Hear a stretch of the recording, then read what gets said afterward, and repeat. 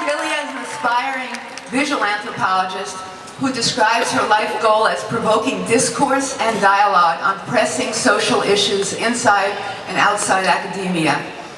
Her most recent job was as assistant to the director of neurosurgery residency training at the Jane and Terry Semel Institute for Neuroscience and Human Behavior.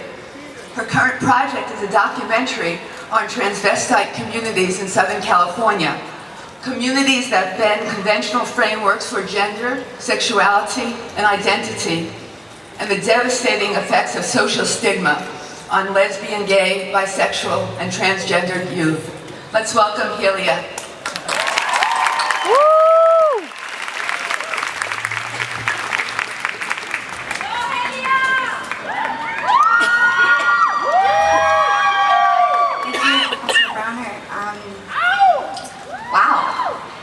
There are a lot of you today. I guess this is the only thing we couldn't get podcasted. But hello, classmates. My name is Helia.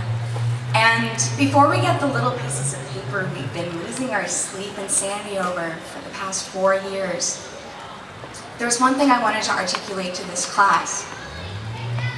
I don't know if you guys remember the first day at UCLA and what it felt like, but being up here sure brings back those memories.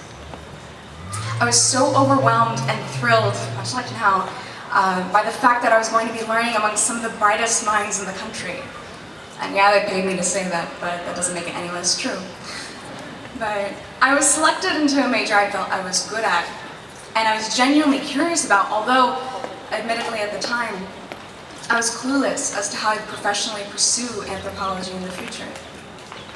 So there I was, sitting down with a group of new students, and we were talking and getting to know each other. And I was suddenly put on the spot when one of them squinted their eyes at me and asked, "So, what are you going to do with anthro?" Now, for the record, I could recite the answer to this question in my sleep without wavering. My personal statement could have served as my monologue, but now I was amongst a new set of competitive peers. I couldn't get away with self-gratifying, idealistic statements. Not here. And for the first time since kindergarten, I got so self-conscious, I started stuttering like Porky the Pig. And this was the first time I got really confronted with the realistic idea of what the heck am I gonna do? Well, people are gonna tell you without hesitation what to do. This is certain. You'll turn on the TV to relax and end up finding some lady with too much makeup is going to urge you to stay tuned to find out the top 5 most successful majors coming up next. Now I have a hard time not getting disturbed when other people want to impose their expectations on me. And especially when it's coming from a talking box with a Fox News. But practically every form of media coverage has touched on this topic to remind us to study what's important. To study what employers want us to study. Even our friends and family may echo these expectations. And mind you, right after writing a 15-page paper on the critical analysis of construction of media and culture in the middle of the night, I feel a strongly worded rant forming inside me.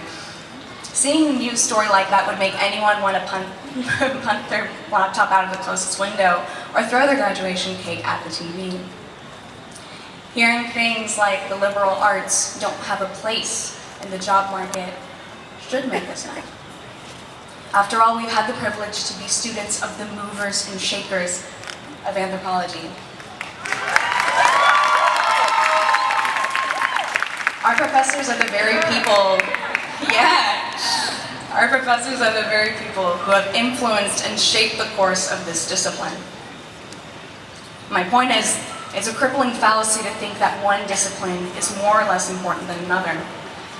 There's no place for this belief amongst progressive minds, and I'll go to the extent of saying that it is an injustice to advertise it. It is a bigger injustice to yourself to neglect your dreams out of fear of other people's expectations. It allows for the intellectual gap in our culture to grow, and it makes us lose sight of what we really need. There's not simply a demand for doctors and lawyers, but a demand for people who are motivated enough to take a risk and apply the knowledge that they've obtained. These are the people who will shape the world and not only improve our own lives, but the lives of others. That's the type of person this job market really needs.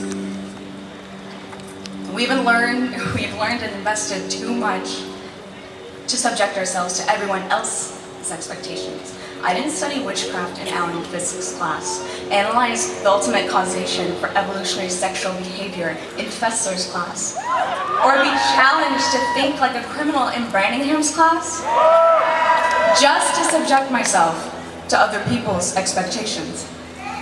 Shout out to my parents, in case you didn't know I was studying.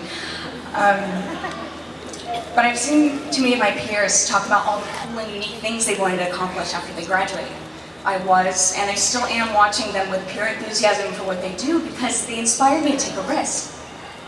However, some of these students, these graduates, end up getting sucked into what everyone else is telling them they ought to do. Because when I ask them, whatever happened to those big plans? Whatever happened to those dreams? They tell me they had to get realistic. Now, whoever said doing something meaningful wasn't realistic? If that's the case, there's no point in us going to a top-notch school and studying what sparks our curiosity if in the end someone's going to pull out everything we've ever learned from underneath us and tell us to get realistic. Financial stability is something we're all fighting for here. I urge you to be realistic, but it doesn't mean we should be put into fear by what we do and what our dreams are.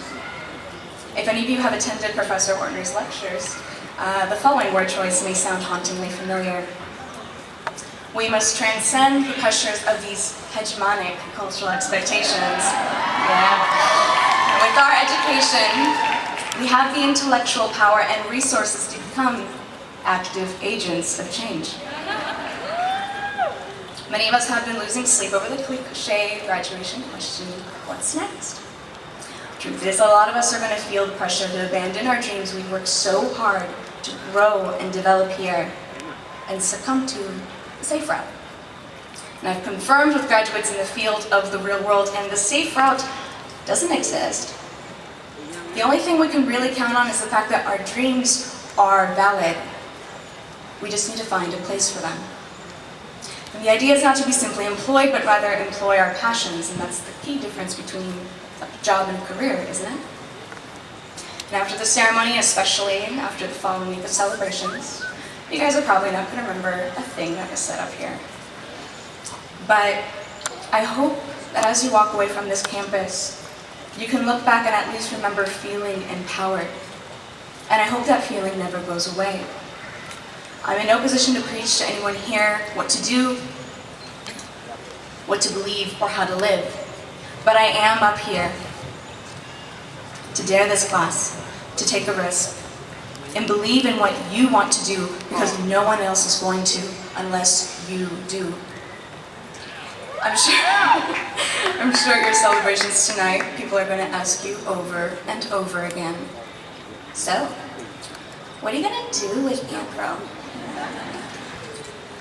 And if you're following your dreams and doing what you love, at least you can say with confidence, I'm going to make a difference.